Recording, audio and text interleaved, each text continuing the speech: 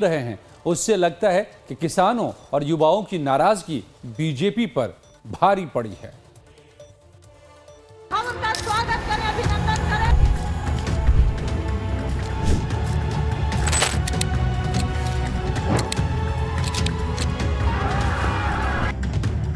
क्या हरियाणा में हैट्रिक से चूक रही बीजेपी? क्या गैर जाट की राजनीति बीजेपी के काम नहीं आई? कांग्रेस का जवान, किसान और पहलवान का फॉर्मूला काम कर गया? क्या बीजेपी ने मुख्यमंत्री बदलने में देर कर दी? क्या बीजेपी एंटी इनकम्बेंसी का काट नहीं ढूंढ पाई? ये तमाम सवाल विधानसभा चुनाव के नतीजों से पहले और एग्जिट पोल के बाद उठ रहे हैं, जिस पर बीजेपी और कांग्रेस नेताओं के अपने अपने दावे भी हैं। लेकिन उससे पहले एक बार फिर से एग्जिट पोल के वो आंकड़े देख लीजिए जिसमें कांग्रेस को क्लियर मेजॉरिटी दिख रही है। करीब हर एग्जिट पोल के मुताबिक हरियाणा की सत्ता में कांग्रेस की वापसी के संकेत हैं और बीजेपी के हैट्रिक का सपना टूटता दिख रहा है, क्योंकि एग्जिट पोल के औसत यानी पोल और पोल्स को भी अगर आप देखें तो कांग्रेस बीजेपी से काफी आगे दिख रही है। बीजेपी को जहां 24 सीटों का अनुमान है तो कांग्रेस दुगुने से भी ज्यादा नंबर के साथ सरकार बनाती दिख रही है। कुछ एग्जिट पोल्स में तो बीजेपी को 62 सीटें तक मिलने का अनुमान बताया गया है, लेकिन ये सब सिर्फ अनुमान हैं। दोनों ही पार्टियों को फाइनल नतीजों का इंतजार है और उससे पहले दोनों अपने अपने दावे कर रहे हैं। कांग्रेस झूठ की राजनीति करती है। कांग्रेस झांसा झूठ और लूट की राजनीति करती है और हरियाणा के लोग इस बात को समझ चुके हैं। हरियाणा प्रदेश का एक मूड स्पष्ट नजर आया है कि भारतीय जनता पार्टी की सरकार तीसरी बार बहुत बड़े मैंडेट के साथ हरियाणा के अंदर आ रही है। ये बड़े विश्वास के साथ ऐतिहासिक सीटें आ रही हैं। कांग्रेस कहीं दिखाई नहीं देगी। We are absolutely confident that tomorrow you will see the exit of BJP from Haryana. लेकिन एग्जिट पोल में ही सही बीजेपी पिछड़ती क्यों दिख रही है? इसकी एक बड़ी वजह एंटी इनकम्बेंसी को माना जा रहा है। एग्जिट पोल से जो संकेत मिल रहे हैं उसके बाद जानकार मानते हैं कि सीएम के तौर पर मनोहर लाल खट्टर की बढ़ती अलोकप्रियता को भांपने में बीजेपी ने देर कर दी। ओबीसी चेहरे सैनी को सीएम जरूर बनाया गया, लेकिन डैमेज कंट्रोल की कोशिश कारगर नहीं रही। सीएम के चेहरे को लेकर ये तो हुई एग्जिट पोल में पिछड़ती दिख रही बीजेपी की बात, पर एग्जिट पोल में जिस पार्टी का सीएम बनता दिख रहा है यानी कांग्रेस, वहां भी सीएम के चेहरे को लेकर एक ही सिर फुटबॉल नहीं है। सीएम पद के लिए कांग्रेस के भीतर दो दावेदार हैं। नाम है भूपेंद्र सिंह हुड्डा और दूसरी हैं कुमारी सैलजा। हुड्डा 10 साल तक सीएम रह चुके हैं, तो केंद्रीय मंत्री रह चुकी सैलजा ने भी इशारों में सत्ता पर अपनी दावेदारी ठोक दी है, जिसके बाद पार्टी में खूब चर्चा चली। कुछ दिन पहले तक पार्टी में गुटबाजी की कयासबाजी जोरों पर थी, एक हुड्डा का गुट और दूसरा सैलजा का गुट। लेकिन बस चुनाव से ठीक पहले राहुल गांधी की कोशिश से सैलजा मान गए। कम से कम मीडिया के सामने उनके तेवर में नरमी जरूर आई और चुनाव प्रचार भी शुरू किया।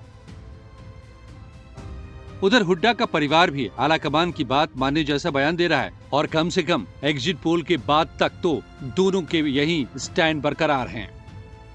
नेतृत्व अपने विवेक से जो अंतिम फैसला करे वो सभी कांग्रेस के कार्यकर्ता, सभी कांग्रेस का परिवार उस फैसले को आगे लेके बढ़ते हैं, किसको क्या जिम्मेदारी दी जाए। ये दशकों से कांग्रेस की एक प्रक्रिया चली। ये ना मैं इसके बारे में कुछ कह सकती हूँ ना कोई और कह सकता है। ये बात केवल हाई कमान की अनाउंसमेंट के बाद ही आपको पता चलेगा। पूर्व सीएम भूपेंद्र हुड्डा और उनके सांसद बेटे दीपेंद्र हुड्डा की जोड़ी ने जमीन पर कांग्रेस के प्रचार की अगुवाई की है। जनता के बीच अपनी लोकप्रियता के आधार पर हुड्डा परिवार सीएम की कुर्सी मांग रहा है, लेकिन राजनीति में कुछ भी हो सकता है। जैसे राजस्थान में बीजेपी ने वसुंधरा की जगह भजन लाल को सीएम बना दिया। राजनीति के इतिहास में बीजेपी हो या कांग्रेस, ऐसे चौंकाने वाले फैसले दोनों ही पार्टियों ने लिया है।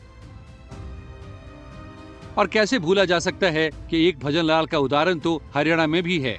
2005 के चुनाव में 67 सीटें जीतने वाली कांग्रेस की ओर से भजन लाल मुख्यमंत्री बनने वाले थे, लेकिन ऐन वक्त पर भूपेंद्र हुड्डा का नाम सामने आ गया और पार्टी ने उन्हें मुख्यमंत्री बना दिया। लेकिन कांग्रेस के सामने सबसे बड़ा सवाल है कि क्या भूपेंद्र सिंह हुड्डा भजन लाल साबित होंगे? सैलजा के नाम का ऐलान होने पर चुपचाप रहेंगे?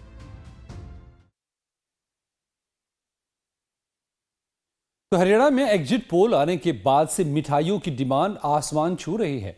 जीत की उम्मीद लगाए बैठे नेताओं और उनके समर्थकों की ओर से बड़ी मात्रा में लड्डुओं के ऑर्डर्स मिल रहे हैं। इसी क्रम में रणदीप सुरजेवाला के बेटे और कैथल विधानसभा सीट से उम्मीदवार आदित्य सुरजेवाला भी अपनी जीत सुनिश्चित मानकर चल रहे हैं। यही वजह है कि उन्होंने नतीजों से पहले ही 600 किलो लड्डुओं का ऑर्डर दे दिया है। इधर मिठाइयों के भारी ऑर्डर के बीच हलवाइयों का कहना है कि एग्जिट पोल के बाद से उन्हें इतने ऑर्डर मिल रहे हैं कि वक्त पर पूरा करने में काफ़ी परेशानियां पैदा हो रही हैं।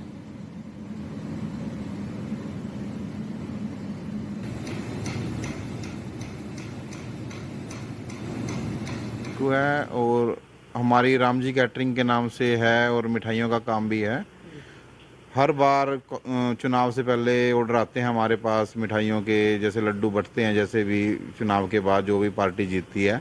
अब की बार हमारे पास कांग्रेस के अलग अलग लीडरों से अलग अलग मतलब कि जो वार्ड हैं और उनके जो लीडर हैं उनसे ऑर्डर आए हुए हैं। 5-6 कुंटल लड्डुओं के ऑर्डर आए हैं और हमारी तैयारी चल रही है। अब ये जो कांग्रेस के नतीजे आने के बाद जो कांग्रेस के हक में लड्डू बटेंगे और उसकी तैयारियां चल रही हैं। जी इलेक्शन के लड्डू हैं जी।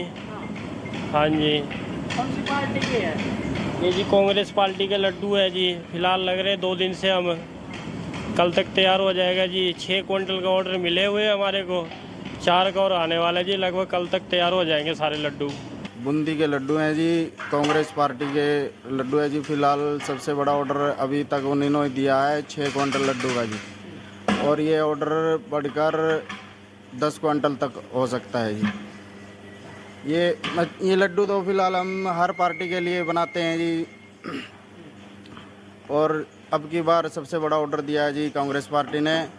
ये 6 क्विंटल तो हमने बना दिए हैं जी, और बढ़कर आगे बढ़ेंगे तो 10 क्विंटल तक हो सकता है जी। जी हाँ, तो हरियाणा में इस वक्त मिठाई की डिमांड आसमान छू रही है। हलवाइयों के लिए मुश्किल हो रहा है ऑर्डर को पूरा करना, और वजह यह है कि सबको उम्मीद है कि जीत का लड्डू वहीं चखेगा। मगर ये तो जनता ने फैसला क्या किया है, नतीजों के बाद पता चलेगा, जो हम आपको बताएंगे लाइव टाइम पर। सुबह 6:30 बजे जुड़ जाइएगा मेरे साथ और हम आपको बताते चलेंगे कि आखिर जीत का स्वाद कौन चख रहा है और किसे हार का सामना करना पड़ेगा। लेकिन इस वक्त ये उम्मीदों के लड्डू हैं, कह सकते हैं इसको। ये लड्डू बेशक कल के लिए जीत की उम्मीदों के साथ बनवाए जा रहे हैं। आदित्य सुरजेवाला साहब ने जो ऑर्डर किया है वो आप देख रहे हैं तस्वीरें। 6 क्विंटल लड्डू मांग लिए उन्होंने, क्योंकि उम्मीद है कि जीत का स्वाद वहीं चखने वाले, तो जीत का लड्डू भी खिलाना चाहते हैं सबको। लेकिन फिलहाल इसको हम उम्मीदों का लड्डू नाम देंगे, क्योंकि जीत तो जनता तय करेगी, और जनता ने जो वोट डाले हैं उसकी गिनती जो जब कल सामने आएगी उससे क्या निकल करके आएगा, ये आपको लाइव टाइम सुबह 6:30 से लगातार दिखाएगा, और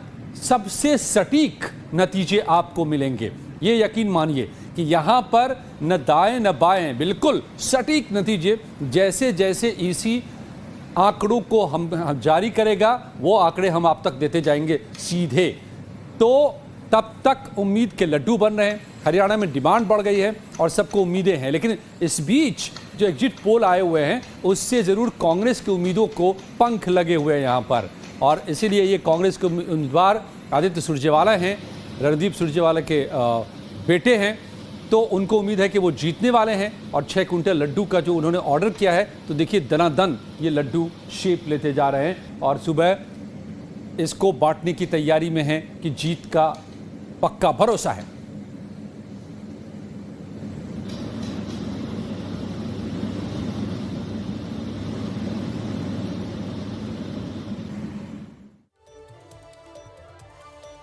तो आइए अब एक एक कर ग्राफिक्स के जरिए आपको समझाते हैं कि अगर बीजेपी जीती तो क्या होगा, और कांग्रेस की जीत होती है तो हरियाणा ही नहीं देश की राजनीति पर इसका क्या असर पड़ सकता है।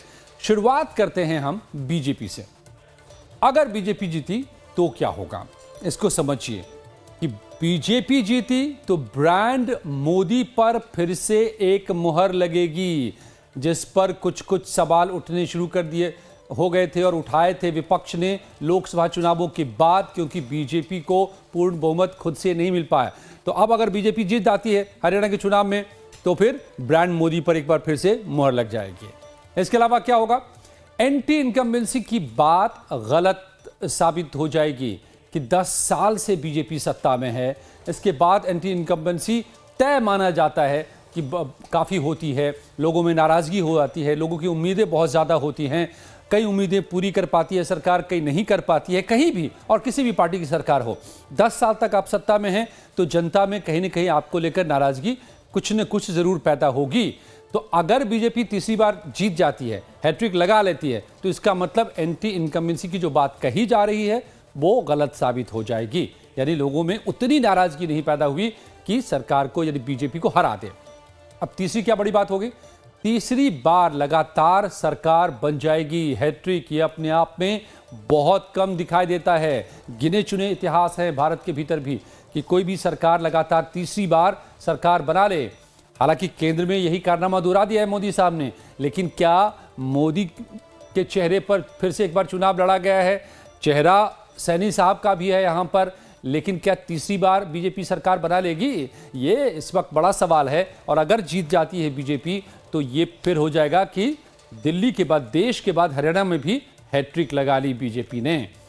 और इसका जो अगला असर होगा, बड़ी बात होगी कि अग्निवीर किसान का मुद्दा ठंडा पड़ेगा, जिसको लेकर विपक्ष लगातार पूरे चुनाव प्रचार के दौरान आपने देखा होगा कि अग्निवीर को लेकर के विपक्ष हमलावर रहा बीजेपी पर। राहुल गांधी ने सीधे सीधे आरोप लगाया कि दरअसल अग्निवीर जो है वो पेंशन चोरी का एक तरीका है, पेंशन नहीं देना चाहते इसलिए अग्निवीर लेकर आई है बीजेपी की केंद्र की सरकार। हालांकि इस पर सफाई भी आई, अमित शाह ने कहा कि हर किसी को पेंशन मिलेगा, लेकिन ये एक बड़ा मुद्दा लगातार बना रहा। किसान का मुद्दा भी बड़ा बना रहा, इसको लेकर के भी हमले हुए लगातार कि किसानों के साथ बीजेपी ने जाति की है, एमएसपी नहीं दिया तो बीजेपी भी मैदान में उतरी और एमएसपी का अनाउंस किया 24 फसलों पर। तो ये मुद्दा एक लगातार बड़ा रहा और हरियाणा कृषि प्रधान भी है। तो क्या अगर बीजेपी जीत जाती है तो अग्निवीर का और ये कि किसान नाराज़ है बीजेपी से, जो कहा गया, जो विपक्ष ने कहा, वो भी ठंडा पड़ेगा। और विपक्ष का हौसला जाहिर है अगर बीजेपी जीतती है तो कमज़ोर पड़ेगा, जो लोकसभा चुनाव के बाद से लगातार विपक्ष इस तौर पर खुद को रखता रहा है कि अब मोदी कमज़ोर हुए हैं। राहुल गांधी कोई मौका नहीं चूकते ये कहने से कि मोदी में अब कॉन्फिडेंस वो नहीं रहा, हमने उनका कॉन्फिडेंस तोड़ दिया। लेकिन अगर हरियाणा में बीजेपी जीतती है तो ये समझिए कि विपक्ष का हौसला फिर कमज़ोर होगा और बीजेपी का हौसला बुलंद होगा। अब ठीक इसके उलट समझिए कि अगर कांग्रेस जीत गई तो क्या क्या होगा, कौन सी बड़ी बातें होंगी, ये भी समझिए। हरियाणा में 10 साल बाद कांग्रेस की फिर से वापसी हो जाएगी, कांग्रेस का राज हो जाएगा। कौन सीएम बनेगा ये तो नहीं पता, ये बड़ा ही टकराव चल रहा है अभी पार्टी में, हम बता देता हूँ, अंदर खाने खूब चल रहा है, सबकी मीटिंगें हो रही है, सबकी दावेदारियां हैं। लेकिन अगर कांग्रेस जीतती है तो कोई ना कोई कांग्रेस का सीएम तो होगा ही होगा, ये तय हो जाएगा।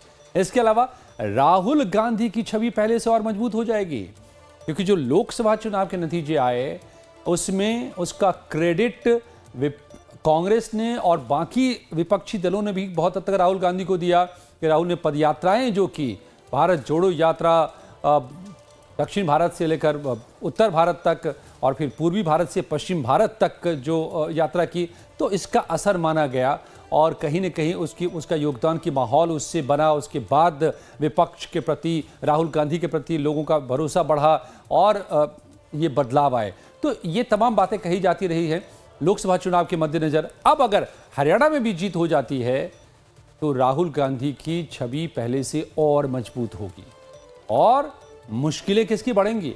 जाहिर है मोदी साहब की मुश्किलें बढ़ सकती हैं, क्योंकि एक बार पहले ही विपक्ष ने सवाल खड़े कर दिए जब सीटें कम हो गई बीजेपी की लोकसभा में। अब अगर यहाँ भी कांग्रेस की जीत हो जाती है और बीजेपी हार जाती है तो फिर मोदी साहब के लिए मुश्किलें बढ़ सकती हैं कि क्या मोदी का करिश्मा अब बरकरार है या नहीं, ये सवाल खड़ा हो जाएगा। जाति जनगणना का मुद्दा जोर पकड़ सकता है, जो लगातार विपक्ष उठा रहा है संसद से लेकर सड़क तक पर। और अगर कांग्रेस की यहाँ जीत हो जाती है हरियाणा में तो इसको और मजबूती से फिर विपक्ष उठाएगा और जातीय जनगणना का मुद्दा जोर पकड़ सकता है और आने वाले चुनाव में विपक्ष और मजबूत होगा। ये भी बड़ी बात हो जाएगी कि हरियाणा में अगर सरकार बन जाती है तो इसका असर सिर्फ हरियाणा तक ही सीमित नहीं रहेगा। हमने जो पीछे जितने पॉइंट्स बताए उसका मतलब ये भी है, अगर कांग्रेस की जीत होती है, कि आगे महाराष्ट्र में चुनाव होने हैं, झारखंड में चुनाव होने हैं तुरंत ही कुछ ही महीनों के भीतर में, तो उन चुनावों पर असर पड़ना तय है। इसके बाद जो और राज्यों के लगातार चुनाव होते जाएंगे उन सब पर असर इसका पड़ सकता है। इसीलिए हरियाणा बेशक आबादी के लिहाज से या भौगोलिक लिहाज से छोटा राज्य हो, लेकिन इसके नतीजों का बड़ा असर पड़ना तय है। तो जम्मू कश्मीर में मंगलवार को विधानसभा चुनाव के नतीजे घोषित होंगे। हरियाणा के अलावा वहां भी आने वाले हैं 10 साल के बाद नतीजे। करीब 10 साल बाद